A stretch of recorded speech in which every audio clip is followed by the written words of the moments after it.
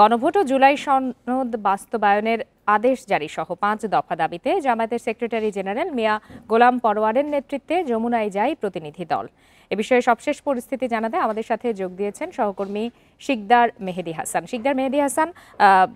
এই যে স্মারকলিপি জমা দেওয়া হলো এবং জমা দেওয়ার পরে আমরা যতদূর জেনেছি একটি ব্রিফ করা হয়েছে, সেখানে কি কি উল্লেখ করা হয়েছে সে বিষয়টি জানাবেন। এবং আজকের এই যে বিক্ষোভ মিছিল এবং আন্দোলনকে ঘিরে আপনার মাধ্যমে আমরা জেনেছি যে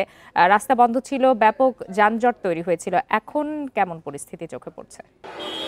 জি, আমরা কিন্তু ঠিক এই মুহূর্তে যে অবস্থান করছি সেটি কিন্তু মৎস্য ভবন মোড়ে, অর্থাৎ এখন থেকে ঠিক ২০ থেকে ২৫ মিনিট আগেই কিন্তু স্মারকলিপি দেওয়ার জন্য ফরেন সার্ভিস একাডেমিতে জামায়াত ইসলামী বাংলাদেশ সহ সমমনা ইসলামী আরও ৮টি দল যে প্রতিনিধি ছিল, সেই ৮টি দলের প্রতিনিধিরা সেখান থেকে স্মারকলিপি দিয়েছেন এবং উপদেষ্টা আদিলুর রহমানের কাছেই কিন্তু তারা সেই যে স্মারকলিপি সেটি তারা জমা দিয়েছেন এবং এই বিষয়ে তাদের সাথে আলাপ হয়েছে। স্মারকলিপি জমাদান শেষে কিন্তু তারা যে প্রতিনিধি দলটি গিয়েছিলেন তারা এসছেন এই মৎস্য ভবন যে মোড় সেখানে, এবং এখানে এসে কিন্তু তারা একটি সংবাদ সম্মেলনের মতো করেছেন। এখানে তারা জানিয়েছেন যে যে উপদেষ্টার সাথে যে কথাগুলো হয়েছে সেই সাথে আসলে যে সকল বিষয় নিয়ে, অর্থাৎ জাতীয় নির্বাচনের আগে যে গণভোট এবং জুলাই সনদ বাস্তবায়নের যে ঘোষণা, সেই ঘোষণার সাথে সাথেই কিন্তু যে সকল দাবি দেওয়া ছিল সেইগুলো বাস্তবায়নের জন্য কিন্তু উপদেষ্টা পরিষদের পক্ষ থেকেও কিন্তু এক ধরনের একটি তাদেরকে বলা হয়েছে যে কোনো ধরনের আপত্তি বা অনাপত্তির যে বিষয়টি সেটি কিন্তু আসলে তাদের নেই। আপনি দেখতে পাচ্ছেন যে এখন এখান থেকে মোটামুটি করে এই মোড়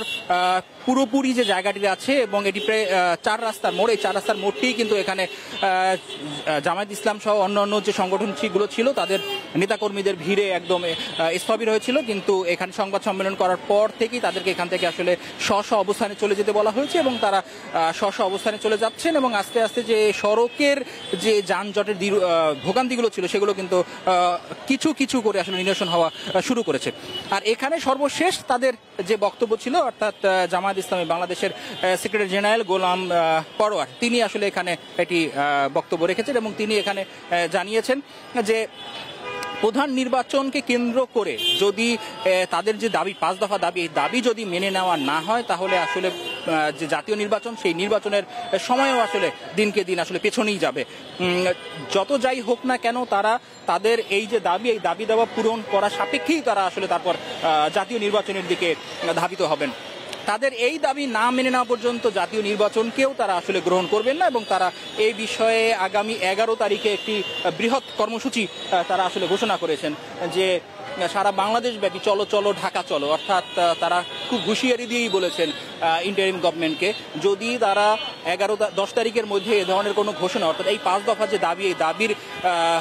এগেনস্টে যদি কোনো ধরনের কোনো ঘোষণা তারা না দেন তাহলে ১১ তারিখে তাদের যে কর্মসূচি সেই কর্মসূচিতে তারা আসলে রাজধানীর চিত্রটা ভিন্নভাবে দেখাবেন বলে তারা কিন্তু হুঁশিয়ারি দিয়েছেন। এবং তাদের কথায় এই বিষয়টি খুব স্পষ্ট যে আসলে যে আজকে যে স্মারকলিপি দেয়া হলো এবং যে সমাবেশ এবং বিক্ষোভ যে মিছিল হলো, এই মিছিল সহ যে সকল দাবিগুলো আছে এগুলোকে